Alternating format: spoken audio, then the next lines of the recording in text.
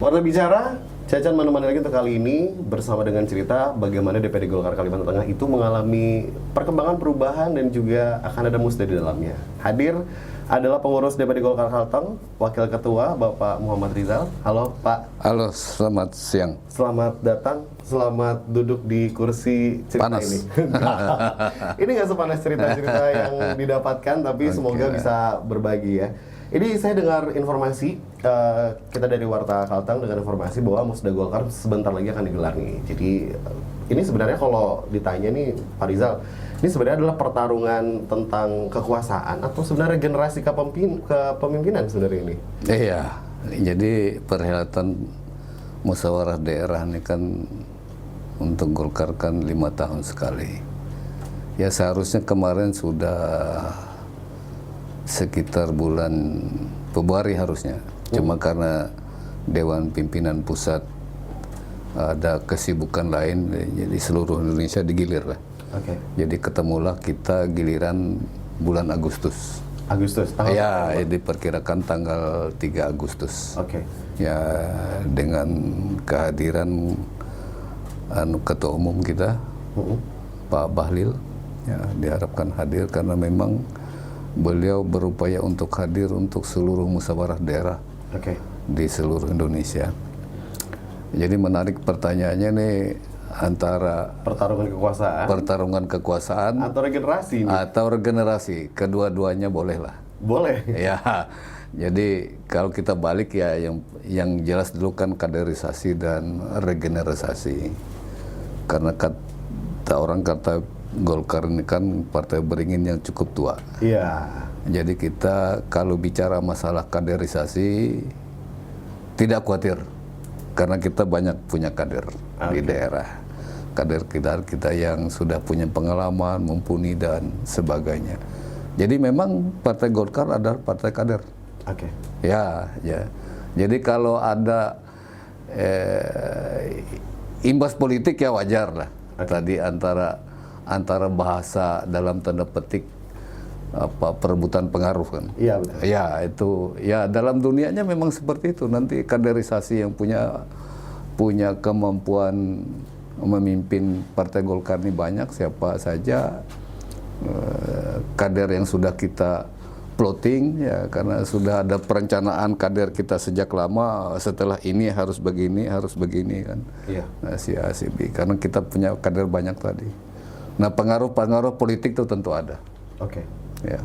Berarti ini adalah bagaimana tentang kaderisasi. Ya. Kita mempersiapkan banyaknya teman-teman penerus sebenarnya ya. Iya. Jadi bahasa halusnya ya regenerasi. Ya? Regenerasi. Oke, tapi ini ada dua nama yang muncul. Ada Bapak Haji Edi Pratowo sama Bapak Farid Nafarin. Ini sudah dalam kompetisi yang sehatkah di dalam pertarungan ini?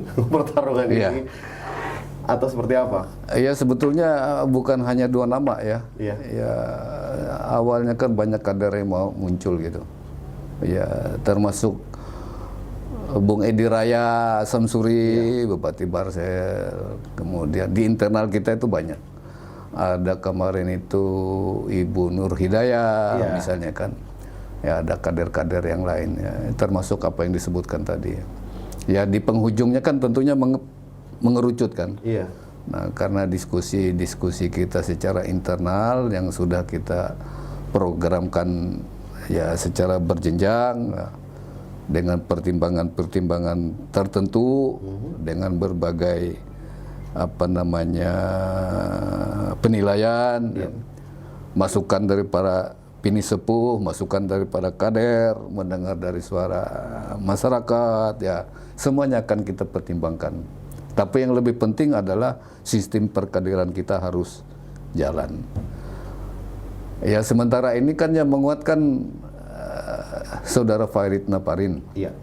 Ya, kalaupun ada dibayangi Bung Edi Pratowo ya mungkin itu sebutan-sebutan dari pihak luar ya. Iya. Kalau secara internal kita ya memploting satu itu. Oke. Tentunya kalau sampai terpilih pun ada musyawarah di dalamnya. Iya, ada musyawarah. Ini ada seperti menguji kekuatan elit nggak sih? Ya, memang ya saya katakan tadi dinamikanya kan pasti ada lah pengaruh-pengaruh unsur kekuasaan, pengaruh-pengaruh unsur politik. Tapi itulah dinamika di partai kita kan. Tapi kita tidak mau terlalu direcoki hal itu, dicampur tangani oleh orang-orang yang kita anggap tidak punya kompetensi, tidak berkompeten di dalam Partai Golkar. Iya. Tapi pun kalau sampai ada ternyata suara-suara menyatakan bahwa Golkar dipimpinnya itu saja, ini gimana? Enggak, saya kira. Ya kan, ya buktinya kan ya karena prestasi. Prestasi. Ya prestasi, karena di Golkar itu memang tidak ada yang membatasi masa jabatan sebetulnya yang secara konklusif seperti jabatan publik 2 kali berturut-turut misalnya. Tidak boleh. Kita di Partai Golkar kalau memang ada prestasi yang luar biasa ya bisa lebih dari 2 kali. Nah, cuma normanya ya kita tetap melihat perkembangan Partai Golkar, melihat perkembangan pimpinan itu kan dengan prestasinya. Kalau dia berprestasi ya tentunya harus kita pertahankan. Kalau bicara perubahan nih dari DPD Golkar sendiri, ya aku kira perubahan dari awal kita sudah selalu mengikuti perubahan. Struktur organisasi pun kita berubah. Ya, kalaupun di masa periode 2 kali ini kepimpinan Pak Haji Ruslan kan baru 2 kali. Ya kan, tapi di dalamnya kan banyak juga terjadi perubahan-perubahan. Karena komposisi daripada pengurus itu kan yang namanya perubahan itu kan bukan mesti harus total berubah bagi partai. Ada istilahnya itu kan pengurus kesinambungan, ada kader-kader muda yang kita perhatikan sekarang. Ya target kita kan bukan hanya sekarang untuk 5 tahun, 10 tahun yang akan datang. Nah kayak seperti Pak Irit ini kan kita cadangkan 10 tahun yang lalu. Ya dia harus menduduk ini, harus dapat ini sampai ke sini. Ya seperti itulah kader-kader Golkar. Ya bukan hanya Pak Irit sebetulnya, cuma kebetulan dalam kontestasi yang menjelang musda ini, nah beliau posisinya memang di Palangkaraya lah. Jadi tersorot. Ya tersorot. Kemungkinan hadir lebih sering sebenarnya. Tapi kalau melihat bagaimana nanti dalam musda juga akan ditentukan orang-orang yang terpilih. Ini sebenarnya lebih penting mana? Pemimpin yang berpengaruh atau yang bermanfaat sebenarnya, Pak Rizal? Iya seharusnya kita balik, yang bermanfaat sebetulnya. Ya dengan bermanfaat dia pasti akan punya pengaruh. Ya kan, jadi ajas manfaatnya yang kita cari dulu. Ajas manfaat bagi kepentingan partai, bagi kader, bagi masyarakat, dan bagi perjuangan politiknya. Berarti adalah yang bermanfaat lebih dahulu. Iya, bermanfaat lebih dulu. Berarti ini mesti menjadi pertimbangan khusus ketika tuh nama besarnya besar gitu, tapi prestasinya belum mumpuni untuk partai, berarti belum bisa. Nggak bisa. Iya kita. Baik. Kalau umpamanya nih ternyata terpilih gitu, siapapun, dan ternyata dalam kedepan ini nahkodanya kurang pas gitu, gimana? Iya, itu kan ada terjadi perubahan. Iya, pasti karena di tempat kita juga ada namanya Dewan Pertimbangan yang memberikan saran dan pendapat dan sebagainya kan. Nah, jadi dalam memberikan penilaian itu kita melihat unsur apanya yang kurang. Secara kepemimpinannya kah? Atau masalah pengelolaan, tata kelola organisasinya kah, ya kan? Jadi ada unsur-unsur yang harus kita lihat prestasi daripada seorang pemimpin. Kalau boleh detail, unsur apa sih sebenarnya dilihat dari seorang calon pemimpin DPD Golkar? Prestasi apa? Yang pertama prestasi dia dalam kancah dunia politik, ya kan? Karena tidak bisa lepas penilaian itu adalah penilaian pergerakan. Dia mengelola organisasi di dunia politiknya. Prestasi itu bisa saja ya dia menjabat dalam satu masa, misalnya pemilu. Ya kan, pemilu itu ada 2 kategori, pemilu legislatif dan pilkada. Pemilu legislatif itu dibutuhkan, sangat dibutuhkan oleh partai, kader-kadernya yang bisa melahirkan kader-kadernya yang mumpuni menjadi legislator. Kan itu tujuan partai politiknya. Nah, dilihat dari situ prestasinya. Dia mengelola partai itu punya prestasi apa tidak? ya kan. Yang kedua, dalam kontestasi pilkada, Iya. ya bisa nggak melahirkan ini pemimpin-pemimpin daerah? Kalau dia bisa melahirkan pemimpin jadi pemimpin daerah, berarti dia kan punya prestasi. Ada bentuk perubahan yang Ada nyata. bentuk perubahan Ya, yang oke. nyata. Nah ini menarik nih, karena ternyata kan setiap orang tuh punya jiwa kepemimpinan ya, Pak ya, ketika sudah masuk ke dalam ranah dipilih dalam musda. Nah ini menjadi catatan besar karena kita banyak mendengar atau juga banyak mendapatkan masukan bahwa ternyata apa benar itu Golkar Kalimantan Tengah katanya kurang greget di masa-masa sekarang. Enggak Oke. juga. Pak Rizal tunggu dulu. Nanti kita akan diskusi lanjutan. Dan ini memang menarik karena kita butuh tahu, apalagi anak-anak muda dan teman-teman muda. Nanti kita akan kembali di Warta Bicara.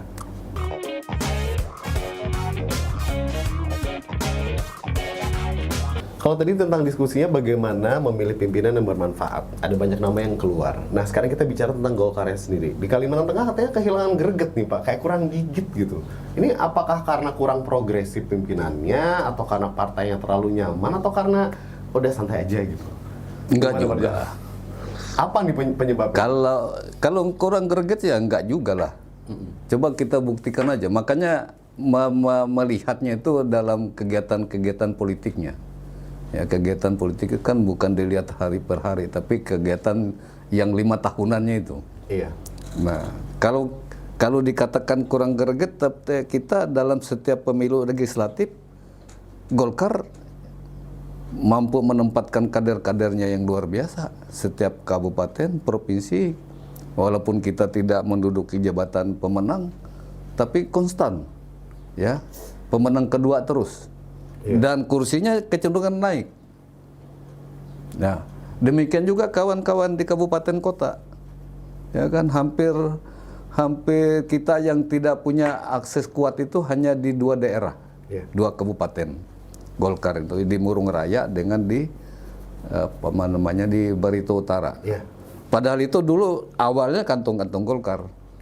Ya kan, tapi di luar itu, ya kan, di 12 kabupaten yang 1 kota itu, Golkar selalu menempatkan kadernya dalam posisi yang baik. Ketua, DPR, wakil ketua, posisinya. Nah demikian juga di tingkat provinsi, kita menduduki sudah 4 kali pemilu legislatif, mungkin masuk yang kelima ini, kita memang belum bisa mencapai target nomor 1 di Kalimantan, tetapi selalu nomor 2. Demikian juga kalau melihat dari kepala daerah yang ikut bertanding di pilkada. Kita kemarin dalam 2024 itu ada mencalonkan 10 kader murni kita, 7 kader murni kita, dan 3 kita mengusung bersama. Semuanya berhasil. Kalau melihat dari bagaimana kader yang ada, apakah berimbang antara kader yang senior dan yang junior muda gitu? Apakah itu berimbang? Ini sangat berimbang karena memang kita sistem kaderisasinya jalan. Nah sekarang kita mempolarisasikan era digitalisasi, era generasi Z dan sebagainya. Kita persiapkan anak-anak muda ini. Makanya calon-calon ketua DPD Partai Golkar yang sekarang ini kan anak-anak muda semua. Nah kita yang senior ini ya ngayomi lah. Ngikuti aja, tuturi gitulah. Nah, tapi nggak bisa dilepas juga. Tetap didampingi? Ya tetap didampingi. Diarahkan. Karena ada proses yang panjang di partai itu. Kalau melihat Bapak Ferry Nafar ini kan terkenal muda, energik. Ada Bapak Edi Pratowo juga yang pengalaman sama jaringannya kuat gitu. Ini sebenarnya kalau di antara 2 nama ini gitu. Kalau kita bicara memperkecil bentuk pilihan begitu. Ini lebih menyukai darah segar apa jaminan daripada stabilitas? Ya, yang jelas darah segar. Kita tidak mendistorsi nama-nama yang lain ya. Semuanya kader Golkar. Ya sama-sama punya pengalaman. Ya kalau dikatakan tadi Edi Pratowo dia punya pengalaman dari daerah, ya kita tahu. Karena dari titik nolnya pun kita tahu perjuangannya, ya, bagaimana perjuangannya. Ya dia tidak akan besar tanpa kita juga. Ya Golkar lah. Ya kan. Jadi kalau Pak Irit muda, sangat muda dia memimpin Golkar kan memang sudah jadi target. Dan kelihatan prestasinya. Ya kan dia memimpin di sini jadi partai bisa berprestasi di DPRD Kota Palangkaraya Golkar menjadi ketua DPR. Ini prestasi-prestasi yang juga tidak kalah sengitnya begitu dalam percaturan dan pertarungan politik. Nah, kita perlu darah-darah segar muda seperti itu. Nah, kalau tadi dikatakan Edi Prabowo kan mungkin ya setingkat kami lah. Iya. Ya kan dia dalam perkembangan agak lebih senior. Iya. Ya kita akui itu. Kita tidak menafikan fakta-fakta yang seperti itu. Tapi dikatakan tadi kita butuh darah segar. Iya. Karena kita berbicara ini bicara panjang 2029 5 tahun sekali, Iya. 2034 dan seterusnya. Iya. Jadi panjanglah yang kita targetkan ini. Oke. Kita bicara kembali tentang Musda, Pak Rizal. Ini Musda kan adalah musyawarah daerah ya? Iya. Seharusnya kita bicara pengaruh. Lebih kuat mana ternyata pengaruh DPP dengan pusat? Karena ini ada sistem pengaturan dan tata ya. DPP ya pusat kan. Iya. Ya. Jadi begini di Partai Golkar nih, mungkin saya tidak mengatakan bahwa partai lain tidak demokratis, tidak. Tapi menjadi bagian tradisi, Iya. menjadi bagian organisasi, Iya. bahwa di tubuh Partai Golkar itu yang sangat demokratis Oke. dalam rangka memilih pemimpinnya. Dengan mekanisme apa, yang penting dia demokratis. Oke. Ya kan, karena musyawarah mufakat pun harus ada. Iya. Demokrasi musyawarah mufakat pun demokrasi juga kan. Iya. Ya kan, jadi pengaruh pusat itu memang ada, tapi yang lebih menentukan adalah daerah. Oke. Ya kan. Tata cara tetap dari pusat, tapi penentuan tetap dari daerah, begitu? Ya, enggak. Kalau kita bicarakan ada mekanismenya, Iya. ada tata tertib musdanya, ada persyaratan para calonnya, Iya. ya kan. Nah itu kita bahas nanti di steering komite. Jadi pusat itu ya ada pengaruhnya, tapi tidak mutlak menentukan, Oke. ya kan. Tidak mutlak menentukan. Yang menentukan ini kita daerah ini dengan ajas musyawarah mufakat demokrasinya tadi. Iya. Kalaupun dari dua kandidat yang disebut-sebut nanti kalau kita bermusyawarah mufakat, oh kita perlu darah segar yang muda aja, ya kan, selesai kan, Iya, betul. ya kan. Nah, jadi semuanya ada prioritas-prioritas tertentu, ada syarat-syarat tertentu. Oke.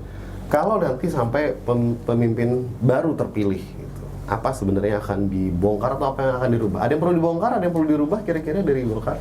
Ya sebetulnya tidak. Kalau masalah istilah rubah bongkar itu saya kira enggak juga lah. Atau bentuk inovasi? Iya, inovasi barangkali karena struktur organisasi kan sudah baku. Iya. Dari pusat sampai provinsi sampai kabupaten itu baku struktur organisasinya. Iya. Hanya manusianya aja. Iya. Nah sekarang kita ini berbicara masalah kapasitas manusianya, Iya. kemampuan orang, ya kan, untuk menjalankan organisasi ini secara bersama-sama, kolektif kolegialnya. Iya. Ya kan, jadi tidak ada istilah bongkar pasang dan sebagainya, bongkar membongkar dan sebagainya kan. Kalau inovasi sendiri dari Golkar bagaimana ke depannya? Ya itu kita nanti rumusannya tergantung nanti hasil musyawarah daerah dan pimpinan yang terpilih. Ada Ya bagaimana menginovasi segala bentuk kegiatan, ya kan, karena sistem partai ini sistem perkaderan, bagaimana merekrut kader, Iya. ya kan. Nah karena era milenial, Gen Z, bagaimana menata ini ke depan, Iya. supaya mereka ini bisa melek politik dan sebagainya, ya kan. Jadi dinamika itu yang harus kita ikuti. Oke. Ini saya punya sedikit pertanyaan ya, mewakili masyarakat. Jadi sebenarnya Musda ini ujungnya tuh untuk masyarakat atau sebenarnya untuk rebutan posisi elit sebenarnya? Ya sebetulnya kan kalau kita bicara slogan Partai Golkar itu untuk masyarakat. Oke. Suara Golkar, suara rakyat. Iya. Suara rakyat, suara Golkar. Oke. Slogannya kan. Iya. Jadi jelas semua posisi itu untuk perjuangan masyarakat Golkar. Untuk masyarakat secara keseluruhan lah. Iya. Meningkatkan kesejahteraan, keadilan dan sebagainya. Nah, jadi pertarungan elit itu pada saat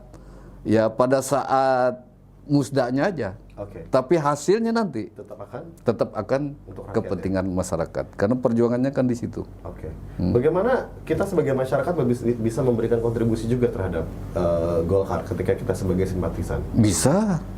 Caranya Ya seperti kan, apa? caranya ya memberikan macam-macam berbagai buah pikiran, mengkritisi dan sebagainya, memberikan masukan, Oke. berdiskusi, berdialog, silakan aja datang ke pengurus Partai Golkar, ke Golkar, terbuka. Ada forum terbuka nggak untuk masyarakat? Ya mungkin nanti itulah yang dikatakan tadi mungkin inovasinya. Nah, itu. Ya kan nanti kalau memang ada saran masyarakat seperti ini supaya ada forum-forum terbuka, adanya mungkin posko-posko untuk menampung apa begitu kan, aspirasi dan sebagainya. Tapi secara keseluruhan itu kan sudah jalan aja sebetulnya. Oke. Ini saya mau nanya pribadi nih Pak, kan kita dalam setiap kejadian atau hal itu adalah kritik ya. Apakah ketika kita mengkritik kita harus punya solusi juga atas kritik itu atau cukup mengkritik saja Pak Rizal? Iya itu benar. Ya kan setiap orang yang memberikan kritik itu harus ada solusinya kan. Oke. Ya kan itu logika berpikir kan. Betul. Ya kita tidak mengkritik orang dengan harga mati dan sebagainya. Cuma begitu kita mengkritik, ya barangkali sekaligus masukannya. Iya. Itu kan lebih baik.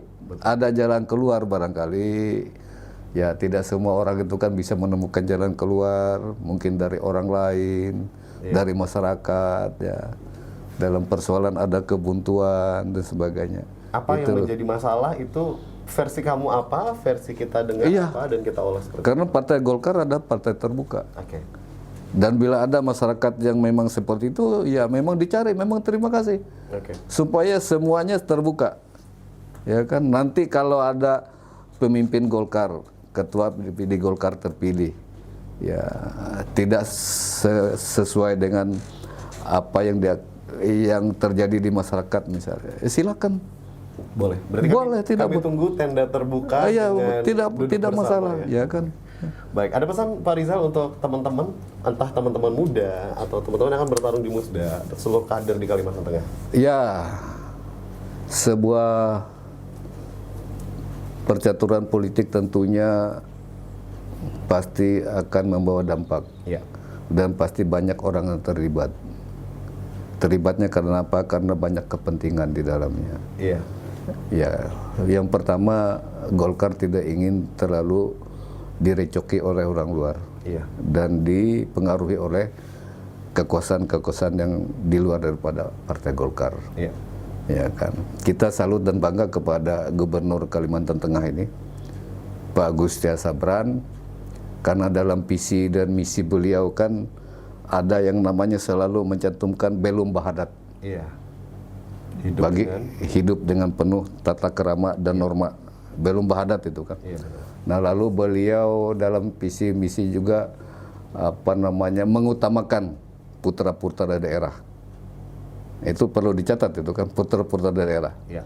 Ya, putra-putra daerah ini tentunya dalam tanda petik kan orang Dayak. Orang asli Kalimantan. Orang asli Kalimantan Tengah.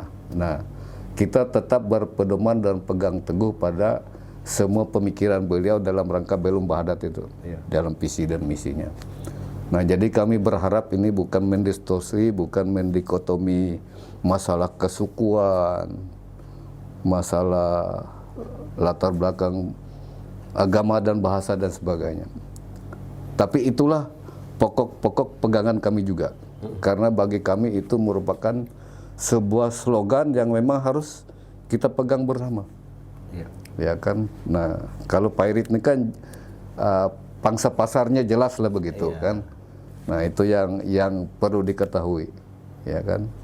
Dan kita akan menolak keras kalau ada intervensi dari luar. Iya. Dalam punya prinsip ya? Ya, punya prinsip. Kami kan mengatur rumah tangga kami sendiri. Baik. Ya, pengaruh kekuasaan silakan. Ya kan, berdinamika. Ya. Karena apapun alasannya nanti 2002 orang berpikir sekarang kan untuk 2029. Ya. Ya, pertarungan 2029. Ya, kami katakan kalau di Golkar ini kita bertarung di pilkada kemarin sudah tahu semua lah hasilnya. Ya, kami pun memahami itu. Nah, kepemimpinan sekarang Pak Agustiar kan sudah kita akui secara keseluruhan itu hasil pilkada. Ya. Dan itu harus kita akui semua. Walaupun kemarin kita beda pilihan dan sebagainya, kita harus menyatu di dalam konteks mensukseskan pembangunan di Kalimantan Tengah. Baik. Ya kan, nah Kalau beliau ini punya prestasi bagus, ini konteks politik loh. Iya. Nah, ke depan beliau mau maju lagi, Akan dibantu ya. pasti kita bantu. Oke. Kita pakai logika politik. Karena namanya incumbent itu kalau sudah incumbent, Iya. siapapun yang menghadapi berat. Ya kalau apalagi pendatang baru kan. Iya. Nah, jadi konteks kami itu ke sana. Oke. Dalam jangka panjang regenerasi. Mungkin kami enjoy aja. Ya. Jangan berpikiran nanti wah ini 2029 karena Pak Neparin ya generasi muda akan menyaingi incumbent enggak. Ya kita sudah punya komitmen internal partai. Oke. Kalau itu berprestasi kita dukung sepenuhnya. Baik. Berkawanlah. Harus Kan begitu konteks politiknya kan. betul. Ya. Harus legowo. Harus legowo. Oke. Betul. Pak Rizal, terima kasih banyak. Sukses untuk Musda di bulan Agustus dan semoga kita akan menemukan pimpinan Golkar dengan kualitas terbaik, dengan jaringan yang baik, dengan tentu saja bisa membawa suara rakyat. Oke, banyak terima kasih kepada Warta Kalteng. Kita ketemu lagi di lain waktu. Semoga nanti akan ada berita terbaru Oke, tentang bagaimana kita tunggu. Golkar Kalimantan Tengah. Ya, tetap semangat. Semangat. Terima kasih. Itu tadi obrolan kita. Intinya adalah bagaimana perubahan juga terjadi karena pimpinannya, dan pimpinan yang baik juga dipilih karena bagaimana memiliki kompetensi, prestasi, dan juga kepentingan untuk rakyat. Saya Cacan dari Warta Bicara. Sampai jumpa.